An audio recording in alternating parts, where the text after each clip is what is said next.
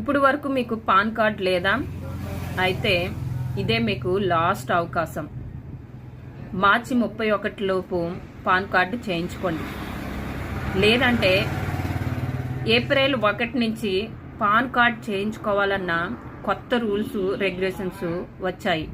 So ఇప్పుడు నేను అది చెప్తాను. చివరి వరకు నా వీడియో చూడండి, అందరికీ షేర్ చేయండి ప్లీజ్. 1 మిలియన్ వ్యూస్ చాలు, ఎక్కువ వద్దు. పాన్ కార్డు వినియోగదారులకు హెచ్చరిక. ఏప్రిల్ 1, 2026 నుండి కొత్త పాన్ కార్డ్ రూల్స్ మారుతున్నాయి. మీరు కేవలం ఆధార్తో పాన్ పొందాలనుకుంటే మార్చి 31 ఆఖరి తేదీ. ముఖ్యమైన పాయింట్లు: ఏప్రిల్ 1 నుండి ఆధార్తో పాటు బర్త్ సర్టిఫికేట్ మరియు ఓటర్ ఐడి తప్పనిసరి. పాత దరఖాస్తు ఫారాలు ఇకపై చెల్లవు. పాన్ కార్డుపై పేరు ఆధార్లో ఉన్నట్లుగానే వస్తుంది. గడువు దాటితే అదనపు డాక్యుమెంట్లు సమర్పించాలి. అర్థమైంది కదండి, ఇంకెందుకు లేటు.